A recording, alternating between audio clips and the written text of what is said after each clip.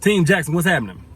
So I was just skimming through the comments of this one post, and it was talking about how, women just fuck up when it comes to dating and when it comes to choosing guys to date, and why they have bad values and character, and they just go just shallow as fuck. They want the bad guy over the good guy, unrealistic expectations, and blah, blah, blah. Of course, this conversation never concentrates on how we as men need to give women better to choose from, but rather how women are just messing up left and right, right? Okay, cool. That does apply to some people. Of course, there are some women that choose based on the wrong things, but I think the creme de la creme, I think the top of the top when it comes to women, the most desirable, let's call them subjectively good women, I don't think they necessarily make the exact same mistakes as all the other women. Now there's two sets. There's the younger good woman, and then there's the more mature. The younger, say 25 and under good woman, she usually makes the mistake when it comes to choosing men of qualifying that guy based on her feelings about him at that time, not necessarily his future, not necessarily her future and where he's headed. That's when we talk about over investing in his potential or his path in life, et cetera, et cetera. We've already talked about that, so we don't have to go into too much detail. But the woman that's over 25, the good woman that's over 25, I think the number one mistake they make when it comes to choosing men is that they qualify him for the position that they want him to play and fill in their life, but not necessarily the company. I'll explain, because I'm using the figure of speech here, like, when it comes to hiring, firing, and a job. I think they look at his resume and they say, you know what? Are you qualified to be a father? Because I want to have kids one day, or maybe, she already does. Are you qualified to be a husband? Are you qualified for a relationship, period? And the guy will say yes. And, with his most genuine, most sincere heart, he'll say, yes, I want to be a father. I want to be married. I want to be in a relationship. I'm a relationship type of guy. And I think good women need to do more of asking, okay, like whenever you say marriage, what type of marriage? Like, what type of marriage have you been in? What type of marriage have you seen? Like, when you say marriage, what are you talking about? When you say father, like, what do you think that role consists of? When you say relationship, are you talking toxic relationship, problematic relationship? What are you talking about here?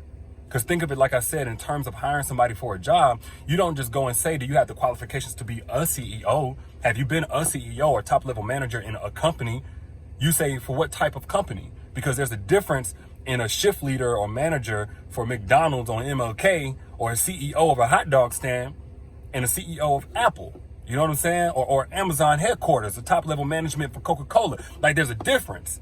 So you can't just get a guy talking about, hey, I want to be in a relationship, because he may be 100% honest, but the only relationship he knows of is a type of relationship where he's dominant and problematic and, damn near verbally abusive to his woman, or, unfaithful. Like, there's different types of relationships. Like, there's levels to this when it comes to you versus the next woman, or the situation that you're looking for with a guy and the next woman's, or a father. Is he going to be a role model as well as a father, or is he just going to be a sperm donor?